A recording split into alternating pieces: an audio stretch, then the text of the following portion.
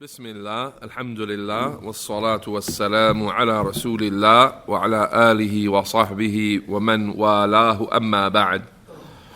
On this evening preceding the second day of Rajab in the year 1440, we return to our classes on Al-Muqaddimah Al-Ajrumiyyah, the Ajrumiyyah text in Arabic grammar, and we have recently finished lesson 15.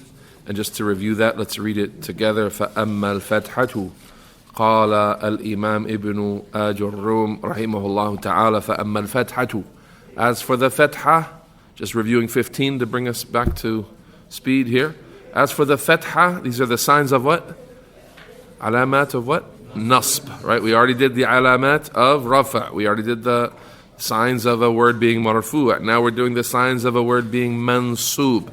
And so the first one is the fatha. We studied this in our last class.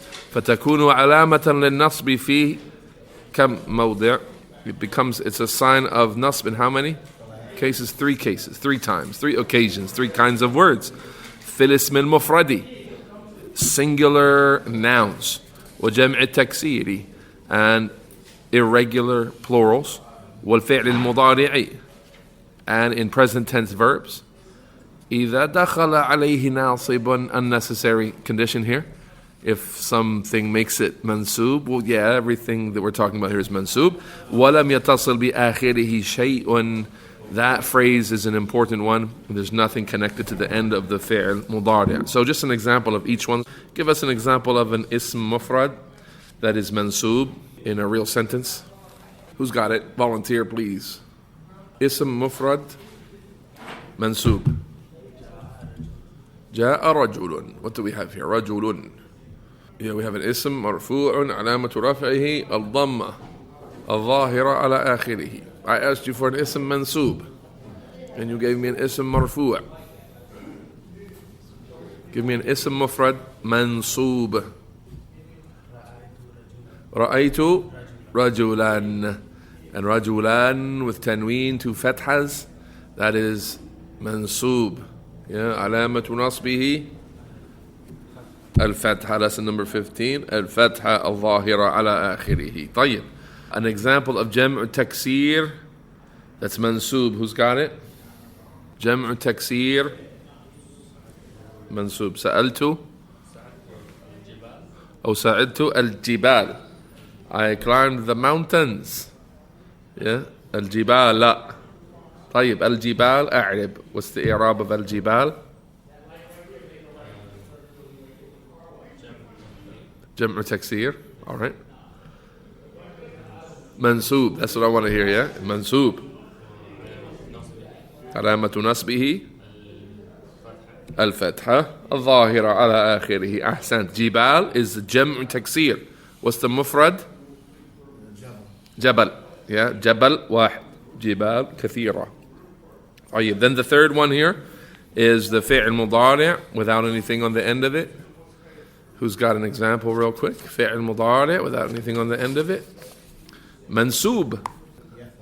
لن يذهب. يذهب زيد. لا. لن يذهب زيد. لن يذهب. لن is حرف ناصب. لن إذا دخل عليه ناصب. Here's your ناصب. Here's the thing that makes it mansoob. يذهب becomes يذهب, and then you see the dhamma change to what? Fatha. So يذهب is فعل مضارع منصوب علامة نصبه الفتحة. أحسنتم. طيب. Now look at lesson number 16. قال رحمه الله وأما الألف. As for the alif now.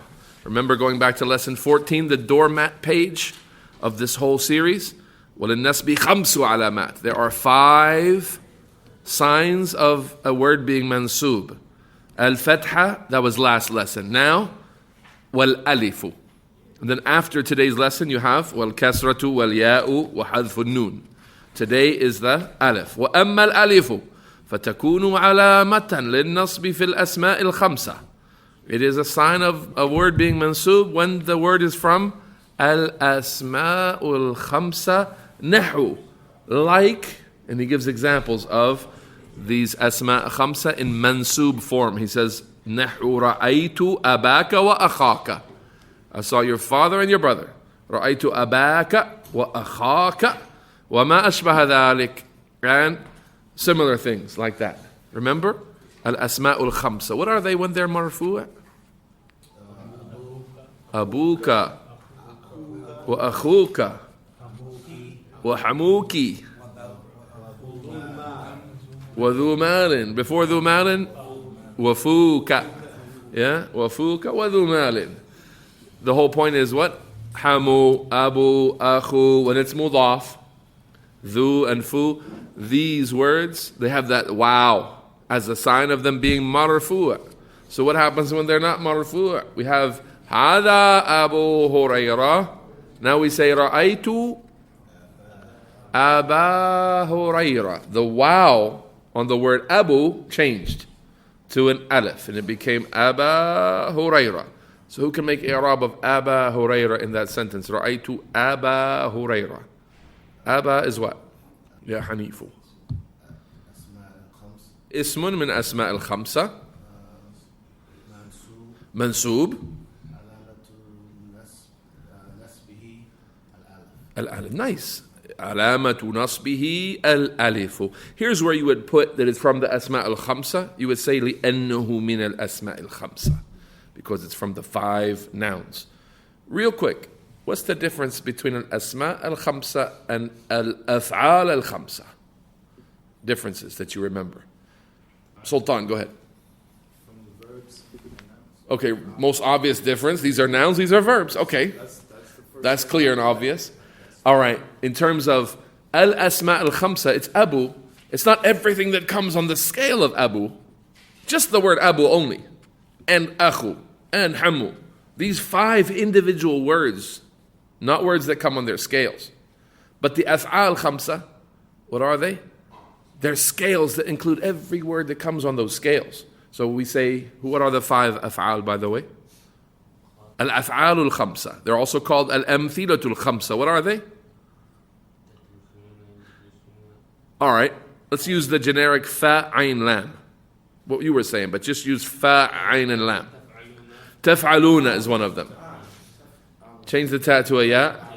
Yaf'aluna. So taf'alun and yaf'alun. Taf'alani, yaf'alani. Put them together like that. And then talk to the woman. Taf'alina. All right, now. So you got yaf'aluna, taf'aluna. Yaf'alani, taf'alani, taf'alina. Notice, these aren't just 5 words, and that's it. These are scales. Everything that comes on that scale. Tajlisuna, yajlisuna, yajlisani, tajlisani, tajlisina. Change it to jalasa, then change it to qa'ada, then change it to qara'a. It's hundreds, thousands of words. So it's not just 5 verbs. It's 5 scales. Big difference between the 2 terms. Al-af'al al-khamsa and al-asma' al-khamsa. Al-asma' al-khamsa, the 5 nouns, what's intended are 5 words only. That's it. No other words except these 5 words. The af'al khamsa, the 5 verbs, are 5 scales. Any verb that comes on those 5 scales. طيب. Back to al-asma' al-khamsa then. In the mansoob case, they take the alif. The waw changes into an alif. He says, وَمَا أَشْبَهَ ذَلِكَ. Let's get some practice then. I'll give you a sentence that's marfu'. You tell me what it would be. Try to change it using the word ra'aytu, if possible. So, جَاءَ أَبُوك. You got to say it, Ikram. جَاءَ أَبُوك. رَأَيْتُ أَبَاك. Yeah, أَبَاك. And you're going to get it, Sheikh Abdul Samad, before you get up, inshaAllah ta'ala. Sultan. جَاءَ أَبُو حَفْصَةٍ. Change it to رَأَيْتُ. Hafsa. Yeah, جَاءَ أَبُو حَفْصَةٍ. He changed it to رَأَيْتُ أَبَا حَفْصَةٍ. He changed Abu to Aba. Nice. All right. Then Jibreel. جَاءَ أَخُوهُمَا. جَاءَ أَخُوهُمَا. Those 2 guys, their brother came. جَاءَ أَخُوهُمَا. Nice. Yeah. رَأَيْتُ أَخَاهُمَا. I saw their 2 brothers. Now we change Abu to Aba. Despite whatever pronoun is connected to it afterwards, that doesn't really matter. Abu Huma becomes Aba Huma. Keep the Huma on there. And just so you know, look at this. This is i'rab, changing the end of a word that has 3 letters after it that don't change. The sign of the change is not at the end of the word, but it's the 4th letter from the end of the word. So remember, when we went back to the definition, as we go back right now to that definition of i'rab, what's that definition of i'rab? Al-i'rabu taghyiru awakhir al-kalimi لاختلاف العوامل الداخلة عليها لفظا أو تقديرا. The meaning of i'rab is changing the ends of the words.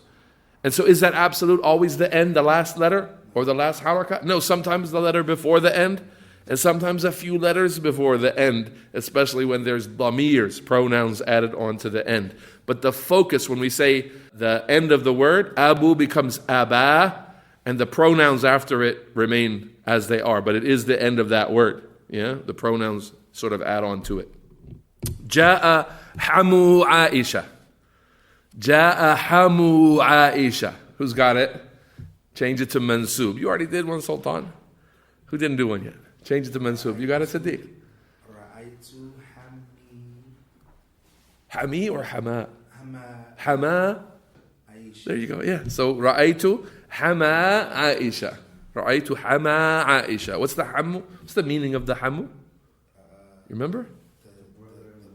The brother-in-law? Okay, the brother-in-law or any in-law, any male in-law. Yeah, the husband's uncle, the husband's brother, husband's male relatives that are not permissible for the wife. So ja'a hamu Aisha, we change it to ra'aytu hama Aisha. You know, what's the i'rab of hama in that case? What is it, Sadiq? A'rib. Make the i'rab of hama Aisha. Mansoob. Alif. Alamatu Alamatu nasbihi. Al-alif. Nice. That's it. Just like that. Ismun mansoobun alamatu nasbihi al-alif. And then you could add to that. لأنه من الأسماء الخمسة, because it's from the 5 nouns. Barakallahu fikum. هذا فوق. Pointing to your mouth. Yeah, Sultan. هذا فوق. So you saw my mouth. All right. Really, ra'aytu fak doesn't really work in terms of a context. You'd never really say that. Hey, I saw your mouth. Right. So in real language, you might say like aghliq fak. Shut your mouth. Or iftah fak. You know, you're not talking loud enough. Iftah fak. Open your mouth. Yeah. So you can make it mansoob with other words. It doesn't always have to be ra'aytu. In this case, it wouldn't really make sense. Ya rajul ra'aytu fak. I saw your mouth. Allahu dhu al-maghfirah. Allah Ta'ala is dhu maghfirah. Dhu. How can we change it to that? Are you going to say ra'aytu? ممكن في المنام. I saw him in my sleep. Yeah? Can't say that? Ahl Sunnah, they say, Allah Ta'ala la yura fi dunya illa fil manam. Ru'ya al-ayn. Allah is not seen by the eyes in this life. La tudrikuhu al-absar. The eyesights don't reach him. However, people can see Allah with their hearts. So you can say, Ra'aytu Rabbi fil manam. As our Prophet sallallahu alaihi wasallam said, Ra'aytu Rabbi fi ahsani suratin. I saw my Lord in the very best way. Yeah, this is the ru'ya manam. The viewing in sleep. The viewing with the heart, not with the eyes. But anyway, let's call upon him. That's the easiest way. Put a ya. When you make a ya, you're doing a nida, and you got one of these asma khamsa. Dhu maghfirah. Let's say you want to call on dhu maghfirah because you want maghfirah. So how do you do it? You say ya. Dha maghfirah. Ya dha maghfirah. Ya dha maghfirah. Ah, nice. So dhu became dha. What do you say after you pray? From the dhikr you say astaghfirullah. Ya dhal jalali wal ikram. Allah is dhul jalali. He's the possessor of majesty. Dhu al jalali. All right. When you call upon him, you say ya dhal. That's dha with an alif lam after it, so it becomes ya dhal jalali. Ay dha al jalal, dhal jalali. Ya dhal jalali wal ikram. So Allah is dhu maghfirah, the possessor of forgiveness. You call upon him by saying, Ya dha maghfirah. Ya dha maghfirah. Oh, you who possesses maghfirah. Nice. Let's go to Surah Al-Balad for a few descriptions of orphans and poor people. Yeah, Allah Ta'ala describes the yatim as dhu maqraba. Dhu maqraba. The yatim is dhu maqraba. Dhu maqraba means here, what's maqraba? Anyone know? Maqraba? Qaruba? Maqraba? The yatim that is a relative of yours. He's the possessor. He's dhu maqraba. He has a maqraba with you. Some family relationship with you. So an orphan who's like a distant cousin, not your son, of course, because you're still alive, he wouldn't be an orphan, but he is a relative. One of your relatives died and left children, so he's yatim, dhu maqraba. Where is that in Surah Al-Balad? Yatiman, dha maqraba. Yeah, because it comes in the Mansoob case. Yatiman, it's Mansoob, dha maqraba. Oh, miskinan, dha matraba. Or also one of the ways you earn closeness to Allah is by honoring and taking care of the miskin, that is dha matraba. Not maqraba, matraba. What's matraba? From a turba. Person of has nothing. He's got nothing but dust. Yeah, he has nothing. So then an absolutely broke, poor person taking care of him. Oh, miskinan dha matraba. Wa jazakum barakallahu fikum. Make i'rab of dha matraba. The word dha specifically. What do you say, Sultan? Dha matraba. It's Mansoob. Alamatu nasbihi. Al-Alif. Ahsant. Make i'rab of ya dhal jalali wal ikram. Say it ikram. Dhal jalali wal ikram. Dha. Make i'rab of dha. A'rib dha. Mansoob. Ism Mansoob. علامة نصبه الألف لأنه من الأسماء الخمسة, because it's from the أسماء خمسة. That's our lesson in brevity. That's all we need to know for this line, is to know that أخو becomes أخا. The sign of it being mansoob is the alif.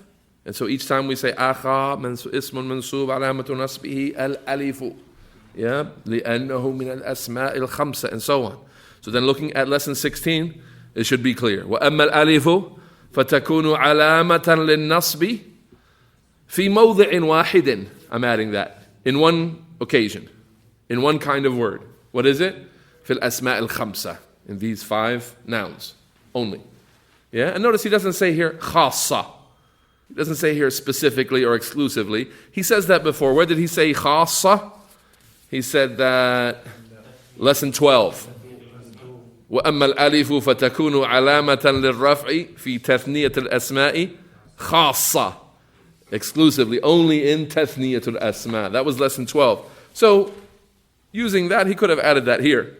That it's only في الأسماء الخمسة خاصة. It's only in the أسماء خمسة. There is no other case that he brings where the alif is a sign of it being mansoob. Nah. خاص, exclusively. خاصة. Exclusivity. Any questions or concerns on this topic? You have in front of you an assignment that will become available for you tonight, a worksheet that goes with this class. And a reminder that those of you who have turned in these, I have how many here? 4? I have 3 only. Yeah? And those of you who have not yet turned it in, barakallahu feek. That's resource 14, which is that large comprehensive assignment, which sort of brings your skills together with everything up until, I think, lesson 13 or 14. Everything up to the beginning of the Mansoob case. So you sort of have to know everything to be able to answer these questions. You have to be able to clearly understand everything up to lesson 14 or so in order to answer those questions. I hope you did well. I'll take a look at them, insha'Allah ta'ala, and get them back to you as soon as I can. Any last questions or comments? بارك الله فيكم سبحانك اللهم وبحمدك أشهد أن لا إله إلا أنت أستغفرك وأتوب إليك